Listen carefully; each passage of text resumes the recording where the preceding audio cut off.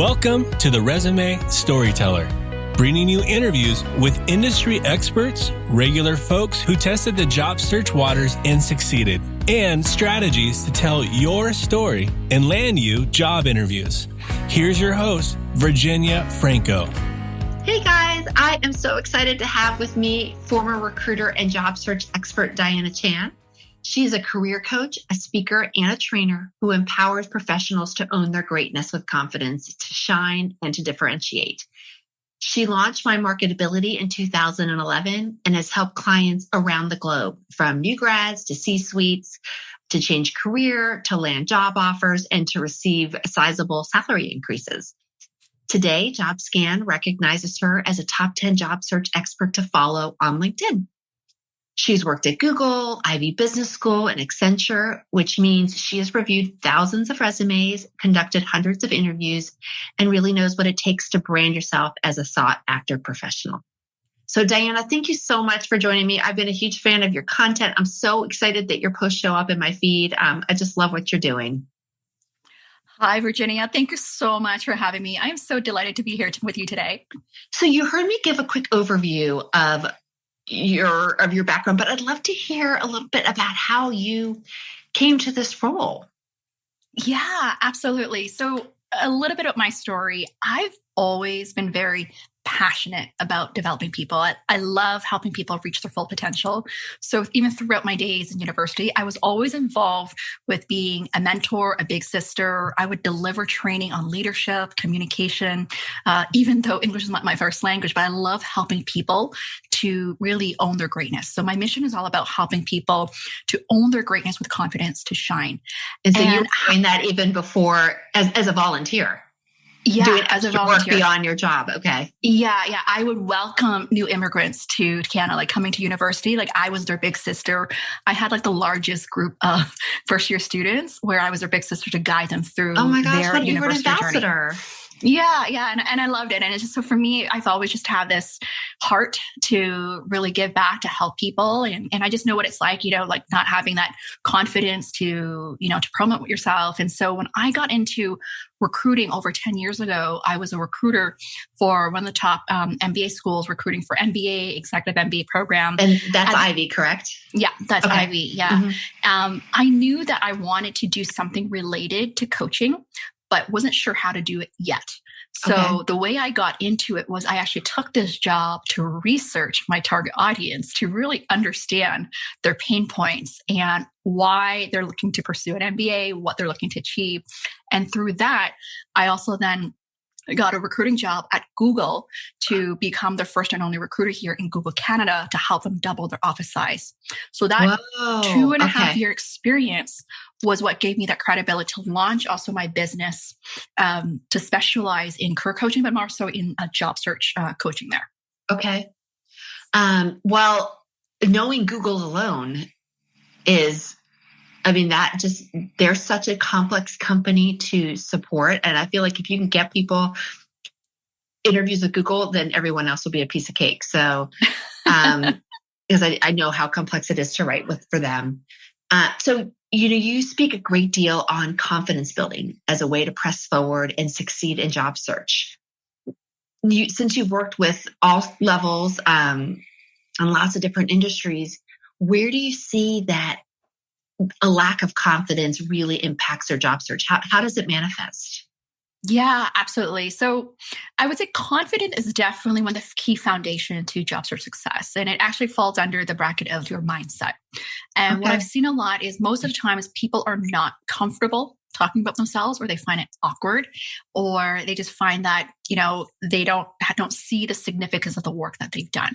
So when you think about it, if your lack of confidence could also impact the way you see yourself in terms of your self-worth, your self-value, your uniqueness, what differentiates you, all these things that impacts that. So to me, it really goes back to first is in terms of building that confidence, you have to be able to really recognize your value by understanding what makes you unique. What's your superpower? What are you proud of? These are things you really need to understand first. And then what I call is to believe in your value. So once you recognize it, you got to believe in it, which is really going to build that confidence. Like, hey, this is who I am. This is what I'm proud of. And that third piece is what I call voicing your value, which is be able to promote yourself in a way that is clear, concise, and compelling there. And so that's what I work with a lot of my clients on. So, I do work with a lot of people in sales, and I feel like they are, sometimes it's a little bit of false bravado where they are trained to lead with their accomplishments. There's a little bit of humble bragging, or more than humble bragging going on. Do you feel like there's a challenge with those folks because their message doesn't feel authentic? Is that an additional challenge? That's interesting that you say that. I would say it's interesting because what I find when I work with salespeople, they tend to have more confidence because of their background and experience. Yeah. However, what I help with a lot of them is also helping recognize and pinpoint what are those differentiation factors as well. So a lot of the work that I do, and actually I was just talking to another client earlier who got a role in sales. Mm-hmm. He said, even though he's in sales, that he knows how to pitch, but the value of having a coach was helping him see it from a different lens of what the employer would value, what's important to an employer. So as a coach, I listen to not only what they think, like what they're good at, but I also look at, okay, well, what is it they're really, the hiring manager is really looking for, and how do we connect the dots? So even a salesperson, yes, they may be more confident, but what they find also the value is also helping them, like essentially it's finessing or massaging their messaging that will be more tailored to the hiring need there. I think that's a good point. And I do think that a lot of people in the sales profession are great. They're great at pitching a product, but pitching yourself is a whole different ballgame. It is. Yeah. I'll give you an example. I work with a lot of marketers as well. A lot of them tell me, like, I can market a multi-million-dollar product all day long for someone else, right? But when it comes to marketing themselves, they actually find it really challenging and difficult. So I love working with marketers because they understand the importance of branding. They understand the importance of tailoring your message, but they just need to work with someone to just see it in a different light. And I think there's I don't know how to tell it. So that feeling of awkwardness, like, I need to, it's like peeling the onion of myself, of really seeing who I truly am and what I have to offer. And as a coach, the way I do it is really looking at, hey, like, these are the qualities of you. These are things that an employer would value. I feel like part of it, a lot of times people also want to get that acknowledgement to say, like, this is what makes you unique and different, so that they and this is what people value. Yeah. I agree. It's just the validation. Because to your point, I guess the piece around believing it, you need to know that the qualities it's something you're good at, something you like, and it's something that someone else wants as well. And that, you're right, that does give validation. Absolutely. It's the acknowledgement. So, and I know we talked about this off camera before, but I know that you work with a lot of people that are looking to make a career move. What advice can you give to them in terms of getting started, figuring out how to articulate your value? If someone that maybe can't work with someone one-on-one, how do you recommend they get started? Yeah, absolutely. So I would say if someone's just getting started, who are either they're not happy with their job or they feel like there's something more and not sure what's next, I always say, like, you have to do the soul searching first before job searching. So the first step is definitely the self-awareness and career clarity.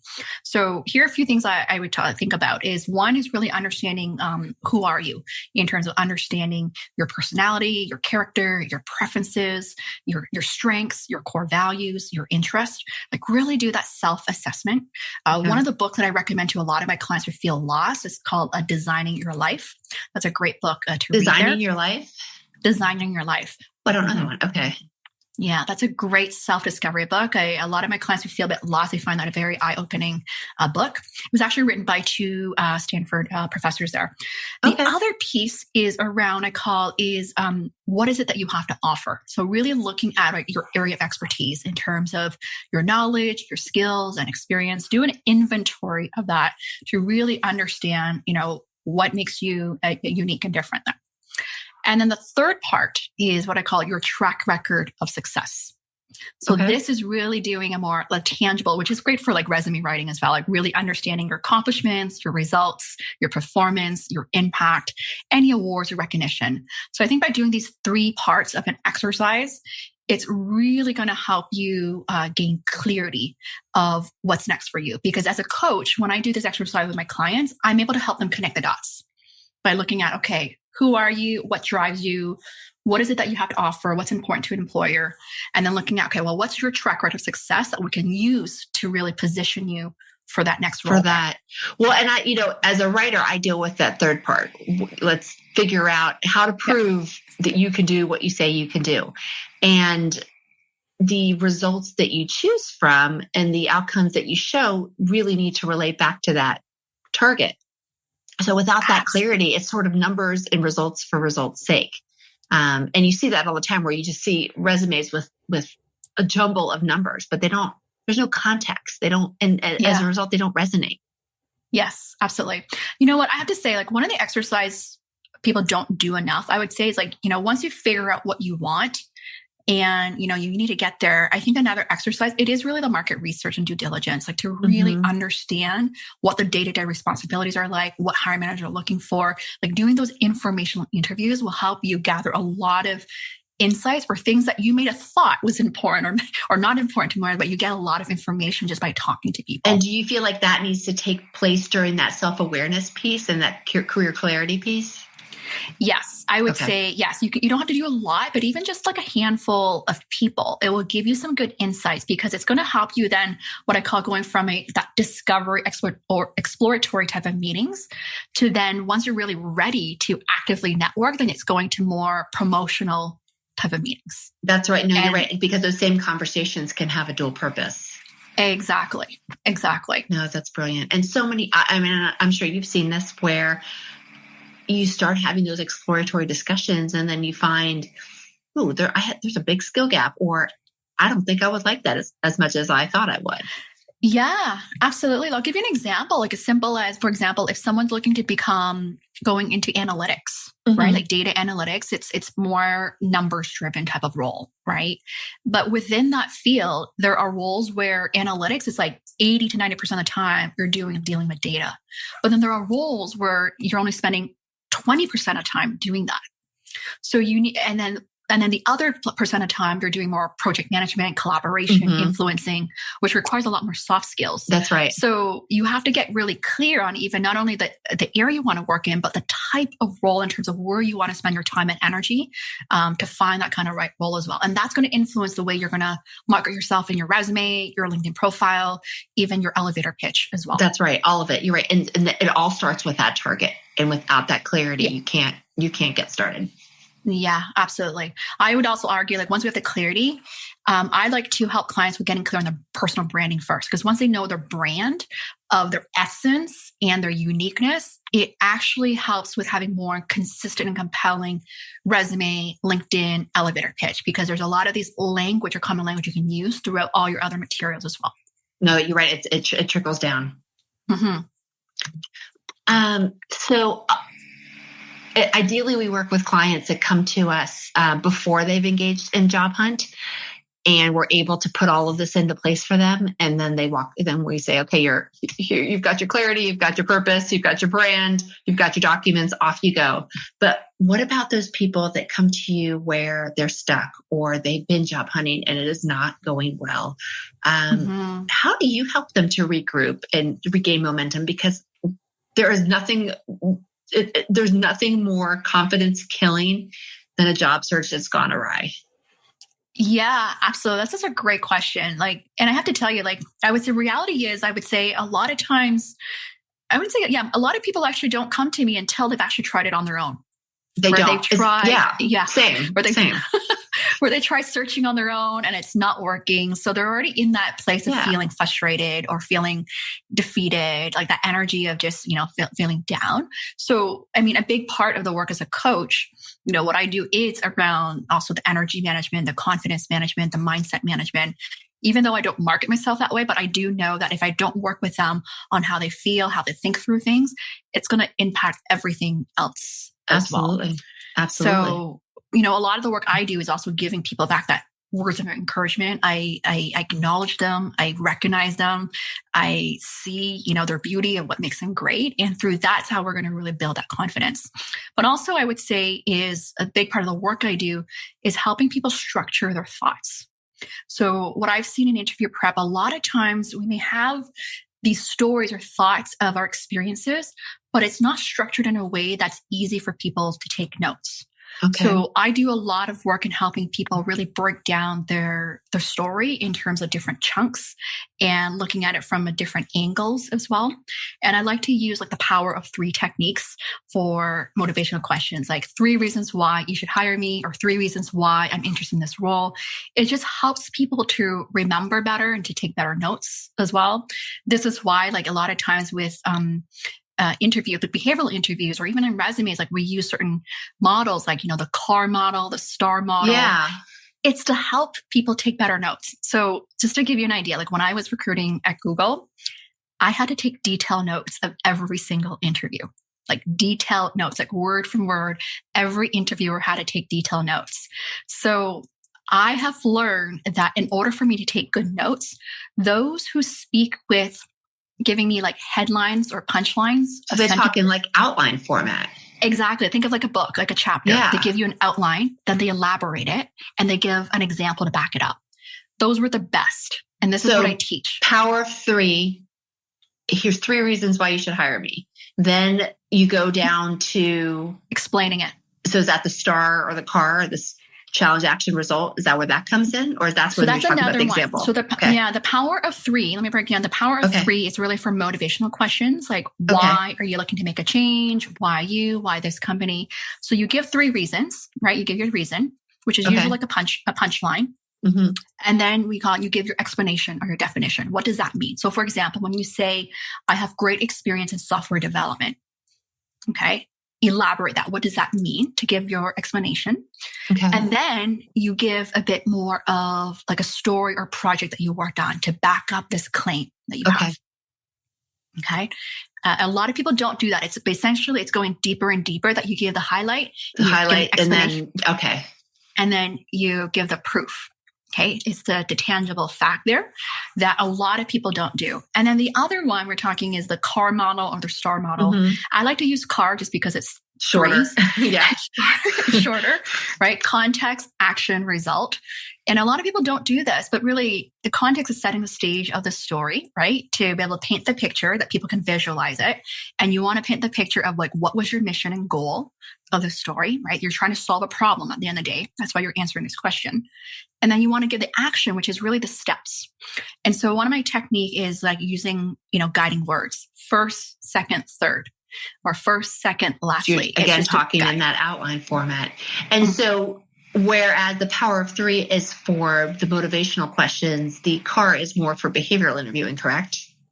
Yes. Okay. Yeah. I love that. It never occurred to me to speak in a way that makes it easy to take notes. Lord knows when I was in school, I was grateful for that. But you don't think of that because you think of people being able to just record everything, but it also helps to retain. It helps to retain. Yeah. Yeah. I have to tell you something. So I was a really good note taker in university because English was not my first language. I always had key lessons learned in all my notes. I would have one master document with like the top 3 to 5 lessons learned from that class so that I can go back to it. So that has influenced me the way I teach right now. If you look at a lot of my trainings on my live streams, the way I teach, I always have like 5 reasons or 10 reasons. And I like to play with words. So I always start like my one on last week on confidence, I would talk about, 10 strategies to build confidence. And when I talk about like competence, connecting your essence, cut out any social media comparisons. So how I would play around with words before I dive deeper in explaining it, the technique, and give an example. And it's actually a great way to retain the learning for people as a speaker and trainer as well. Well, I love that because I was really good at notes, but it's more because I was a really fast typist. And that was it. I knew shorthand. I was taught that as a kid. So it's incredibly sloppy, but I learned how to do that. So what about people that have lots of different skills, right? And they could go in a whole lots of different directions. They could do sales, they could do service, they could do operations. What are your thoughts on how to do that branding? What are the other pros and cons? Or, what's your stance on that? Yeah, that's a great question. So when it comes to those who have a diverse skill set that could also be positioned for different roles, first things first is we got to get clear is what is really your primary target. Back to that clarity thing. Yeah, going back to what are you most interested in? Because that's going to impact everything in terms of not only your messaging, but your strategy and how you approach your search and your conversation. So you have to prioritize what's your primary target and what is really that preference there. So I think that's first. And then from there, we got to look at what is it in terms of from a hiring requirement standpoint, like look at from the employer standpoint, what are those minimum qualifications that they're looking for? Okay. And if you have multiple ones, this is where you want to compare what are those similar type of qualifications that least common denominator. Exactly. That you can highlight across the board that could be irrelevant. But I have to tell you, like from my experience, you do really have to stay focused, even though you can go in different roles. So for example, I'll give you an example. What would be a similar one? For example, if you want to go into become, let's say, either a recruiter, trainer, facilitator, or a coach, as an example. The common denominator around that is what? It's people skills. That's right. Communication skills, right? So that's something you would want to highlight across the board there, right? You see that pretty common that, people are in that area and go in different directions. Another one could be like what? If you're in sales, actually. I've seen people in... Or sales and marketing have lots of similar skills. PR and communications. There's certain roles that lend themselves to that. The common denominator. And something to keep in mind, I always say, is like, what is the primary metric you're trying to improve? So for example, if you're looking to grow, like in sales, it's all about growth metrics, right? But if you're going into operations, it's more efficiency type of metrics. That's right. It's bottom line versus top line. Exactly. So the way you communicate is different. So I'll give you an example. I had a C-level client who could be a chief digital officer or a chief technology officer or a CIO. Right. They're similar, but there's different. And the one thing I actually asked him is like, what do you want to be responsible for in terms of metrics of success? Do you want to be in the growth side or do you want to be more on the operation side? And he preferred to be more on the growth side, which is more the sales metrics there. So we really positioned essentially his marketing documents and his interview messages around growth versus cost cutting. What a great way to help people do a gut check. Yeah. And see what they're interested in. Yeah. I love that. And it's also, I was thinking about when, so I do get this with people that are looking to make an industry change and they say, well, I really, a stage of my life where I'm looking to do more meaningful work. I want to make more of a social impact and all of that. So they consider the nonprofit world. But the way you talk about metrics is very different. You don't talk about revenues in nonprofit, and so how you show your success from your earlier experience really can make a difference. Yeah. Can I give you another example to maybe help this? Yes. As well, because I was just talking with a client yesterday who's been in fundraising for over a decade. So when you think of fundraising, is what? Fundraising is about raising money. It's the donor strategy. Yeah, talking to donors where you need to influence donors to donate money and all that. And specifically, she's been in fundraising for like scholarships. Okay. But she doesn't want to do that anymore. Through our discovery work, what we found was she actually does not enjoy making those phone calls, asking people to donate. She doesn't enjoy that. But what she really enjoys is more actually making sure these scholarships are delivered to the students. So she actually enjoys more the investigating or auditing, more the operations side of things. Okay. And so what's interesting through that, even just that quick discovery call, was that we want to make sure her resume is not just highlighting about getting all these donor money, because it's about growth metrics. In fact, she wants to do more work around operations, providing like great customer experience or, processes. And I'm like, this is where we're going to reposition your content because it's all about fundraising right now. And people are right. The dollars raised is not. Yeah. It's not as impactful for that kind of a role. Exactly. So this is where we got to look at that in terms of what you enjoy, but then how do we reposition your messaging that makes sense to make into a career pivot, like doing something completely different. Well, I'm stealing that. I'm going to start asking that going forward to help people get some quick career clarity.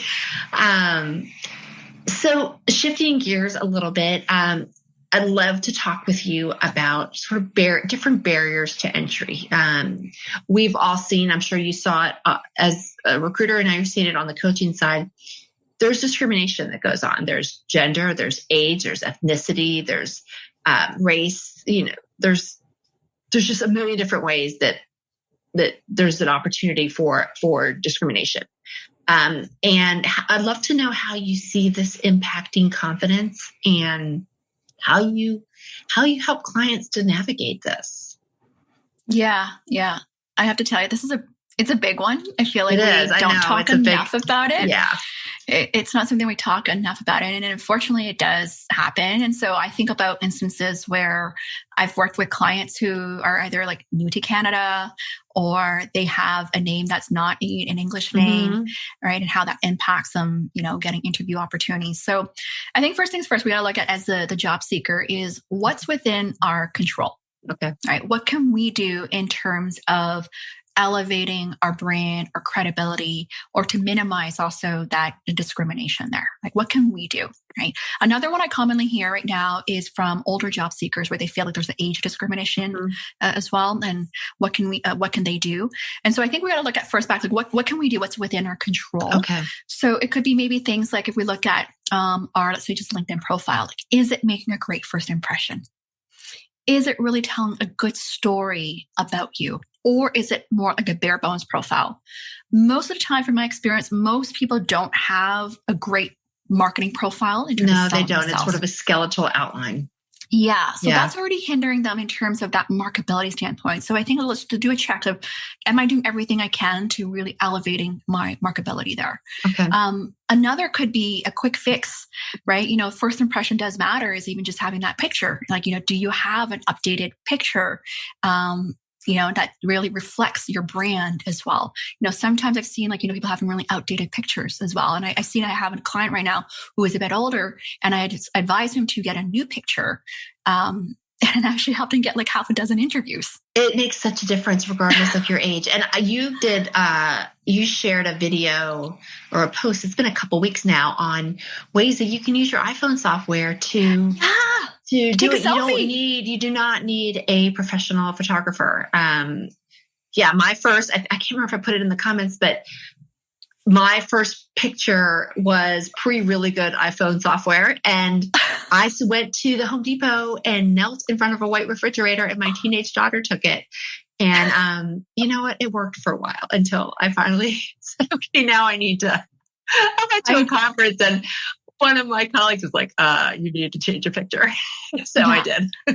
It's funny. I mean, if you talk to photographers obviously don't recommend it, but also right now in today's COVID environment, I've been experimenting as well, taking these selfies. I was like, okay, this is saving me time and money, but it takes patience and time to take that right angle. Yeah. So my most recent one, my neighbor takes high school pictures for people, and we went outside because it was COVID. So that's why I'm actually at an outdoor cafe in my most recent picture. So. Oh, that's good. That's good. So so the picture could really help as well. The other is, I've seen some of my international clients where, part of it's also like adding that like an English name.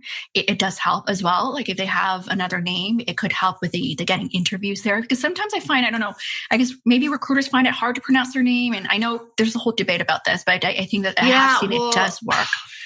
I don't know if you know Cheryl Milno. She spoke at a conference a year back, and she has a presentation where they look at the numbers around that and the discrimination that happens with people with names that people deem foreign.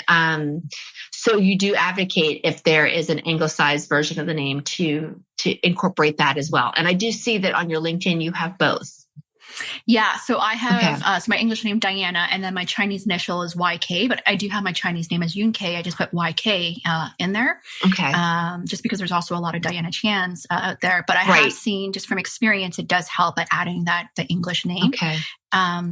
The other I've seen is around even location. Like I find that I have people who want to move to Canada but are overseas and they're not getting essentially picked up or found because of their location, because a lot of times recruiters search by location as well. That's right.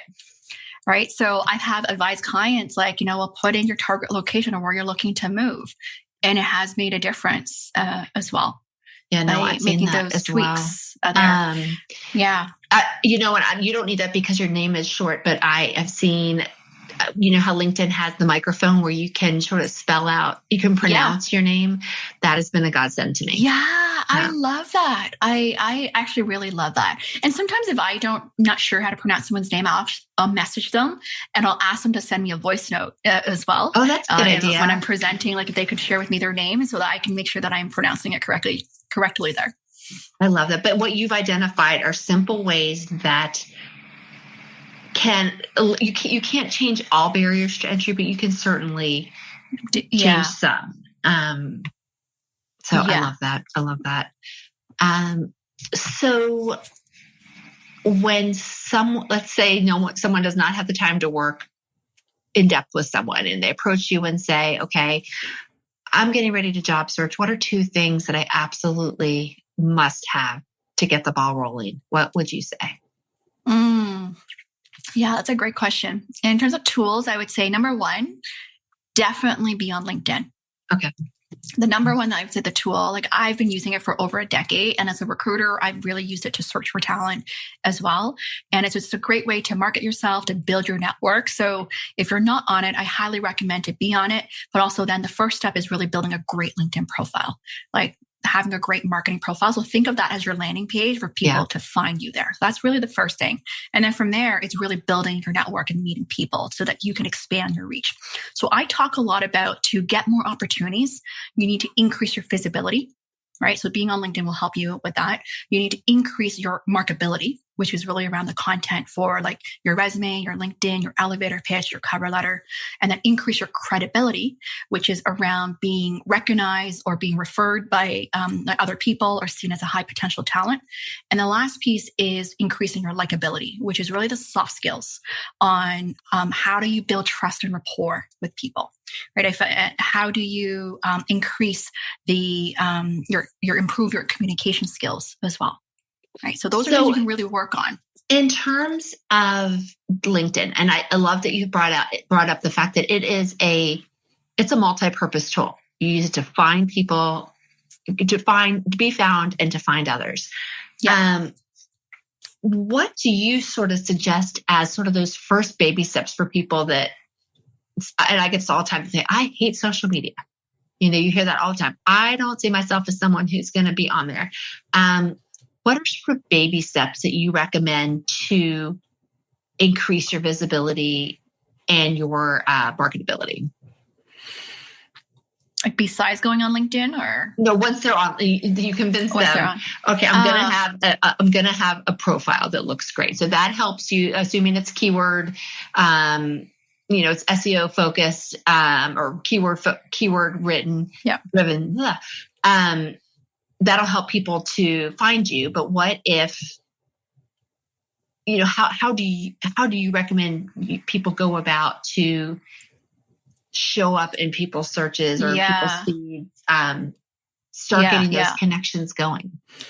That's such a great question. So I'm thinking people who are just starting out, and I have clients like that who are just starting out. They're newbies. And if you say, start posting, and it's not going to happen. Scary. It's very scary. I think that we ought to really break it down to baby steps. Like even the fact that you create that profile or the fact that you optimize it. At first, I start with building with people that you know. Like to me, it's not about meeting people that you don't know. It's actually adding people that you know, friends, colleagues, family members, people that you know. So it's still like your circle. You're building your circle. It's your safety zone, right? Exactly. It's your safety zone. Start with those baby steps first, right? And then I would start thinking about in terms of who you want to meet. in terms of building your network. Who are those people you want to meet? Like setting that intention, because it's going to then help you influence the way you're going to use the tool itself, right? Do you want to meet more recruiters or hiring managers or like influencers? Like just setting that criteria will help you with how you want to go about leveraging this tool there. Okay. And then the way I look at it is if for those who are like looking at it from as a job search tool, right? Let's just not even think about content or anything like that. Like I feel like it's too much for a lot of people. Right. I think about it from how do I use it as a research tool that will give me a competitive edge? So what I mean by this is how can I use it to research about the company? You can follow company pages, for example, like follow pages that companies you're interested in. That's a very easy way. Just look it up and follow them. And and companies see that when they're using LinkedIn Recruiter, they'll see if you follow their page, correct? Yes. Okay, that's what I thought. Mm-hmm. Yeah. Yeah. So you follow the companies, and that's a great way to write each other, to study about the company, to find out who works there as well. Just pay attention. That's really, really simple to do. And then another one is around like the job alerts. So you can set the job alerts as well, right? To receive feeds on positions that you're interested in. And so these are just I consider baby steps of things that you can do that it's not hard. People don't need to know about it. You're just doing it. That's right. It's going to help That's you. right. That's very under the radar. So it's a great way to start. Yeah. I love that. Yeah. I personally love, this is what I love doing, because as a recruiter, I search for people, right? I used to do a lot of searching. So I was LinkedIn your primary tool for searching? It was one of my primary tools for searching. And so I'm really quick in terms of looking up for people. So I like to flip it for job seekers, is also to use that kind of technique to search for people at your target companies, whether it's recruiters, hiring managers, people at your peer level that you can reach out to conduct informational interviews. Well, LinkedIn has the best search filters for that. To me, it's such a great CRM database, right? Even if you don't use it for networking, like I do recommend for networking, but if you don't use it for networking, you can use it to study people's profiles. And that will give you tremendous insights and data of, people's backgrounds and, what employers look for, what they hire for, and how you can position yourself for success there. Well, and what I love is even for those informational interviews, you can look and say, okay, who's someone that works there that came from a non-traditional background if you're looking to make a career pivot. So you can sort of see how people came to things similar to what you want to do. And that's a great icebreaker. For sure. It's a great icebreaker. Yeah. And I'll tell you something. And this is what I've seen. I've helped with clients, especially with my executive clients. When we do interview prep, I will go research and stalk like the leadership team to learn about their backgrounds so that I can help my clients to better prepare of, strategically what to say. But also it helps when it comes to salary negotiation. How so? Here's what I mean. So as an example, like I had a client who was making a pivot from healthcare. Okay. And she thought she would have to take a pay cut to pivot into this other industry there. And so I basically researched this leadership team, and I was able to find out that pretty much they brought in this new leadership team where they were coming from a lot of these big name companies, like big name consulting firms, big name tech companies, big names. So I knew that all these people were getting paid big bucks because of where they were coming from. So as a result, I was able to advise my client when it came to them asking her what her expectation is, to not lowball herself. She thought she would have to take a pay cut because she did not have the industry experience there. But I said no, because so many other of these leaders came from an industry that did not have this industry experience, and they got in. And so did she reference that in her? No, you don't say that. Okay. You brought this person in from this. Okay. I don't necessarily say that. It's more about positioning your value of what I bring to the table. So I really coach on, this is what makes you unique. These are your unique selling points. These are the benefits of hiring you. This is what I bring to the table. This is how I can achieve your goals. So you're really pitching yourself in terms of that, like why you position yourself for that higher value there. Wow. So you really did a total corporate autopsy. You knew everything about them before. Oh, yeah. She made like quite a bit of more money, like over 5 figures there. And she really appreciated that. I see a future as a PI for you down the road. Stalking people. Yeah, there you go. So Diana, this is my last question for you. I've loved what you've shared. You are doing so much. You did a summit at, just a few months back. You've got group coaching, one-on-one coaching. Now that we're in 2021, what do you see? What's next for you? Yeah. And you know what, Virginia, I just celebrated my 10 years in business. I know. Congratulations. Yeah. I'm so proud and happy as well, celebrating my 10-year journey. And so this year there's a big part also I want to give back more as well. And hence why I decided to launch my weekly live show, where I deliver like free training. I interview guest speakers as well to really around like inspiring others. And my whole purpose is helping people right now, especially during a pandemic, of helping people to rise up, to raise their standards and reach the next level. And this is why I do it. And I actually find it meaningful for me because it's a way for me to also connect with people live and to hear from them, to get their feedback. So that's something I started this year. The other thing is because I really did have this huge desire to serve more people. So beyond the one-on-one coaching, I'm now working on refreshing and creating new courses as well, where people can just take it at their own time. Okay, sort of self-paced. Price. Yeah. So it was so interesting when I celebrated my 10-year recently. I shared with my list of people of my mini course, this glowing introduction course, which is an elevator pitch. Mm-hmm. And I just sold it for $10 because it was like, oh, it's celebrating my 10-year business. And people loved it. It was just like a half an hour course. But at the end of the day, they were able to walk away with a tangible elevator pitch and how to present with confidence on camera. That was a training I gave. I want to create more of that this year, something that's very tangible, actionable, that people can walk away with and still get good results there. And that's at a really manageable price point. When is your weekly live show for people? Yeah. So currently it's a Friday, every Friday at 11 a.m. Eastern time. Eastern time. Okay. Yeah. Every Friday Eastern time for season 1. I may switch it to Thursday next season. Okay. So if people want to follow you, I've got your website, your LinkedIn, and your YouTube channel. Are those the 3 places where people should tune in, or is there another place where you'd like to direct people? Yeah, those are the 3 primary places. LinkedIn's where I'm most active, I would say. And then if you want more of my video training content, definitely YouTube. Okay. And then recently I'm more active on Instagram, where I'm sharing like these Instagram reels, some short videos. I don't know which one I saw the other day. It was like you doing all of these happy expressions, like excited. Yeah. Actually, I just want to give a learning for the viewers, listeners here. It was a lesson learned. Like when you think about it, these Instagram reels is only 15 to 30 seconds long. Right. And it got me thinking, how can you get your messages across in such a short period of time? And it's such a great exercise to actually map out your key messages every 2 seconds. So I'm able to get like 8 messages in 15 seconds. That's incredible. And I want to encourage people to do that. Like this is like for interview prep. If you want to learn how to get to the point, do some like Instagram reels. That's brilliant. And what's so great to me, technology is a double-edged sword, but there are platforms that let you practice this stuff for free. Yeah. Right? Instagram being one of them. Absolutely, right? With all the tools right now out there, I also encourage people, when you ask me what's another tool, I definitely recommend right now, with the virtual world, is to really practice being comfortable in front of a camera.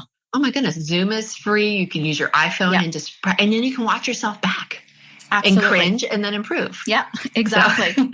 Yeah. I encourage people to record themselves and, get feedback and then work on improving.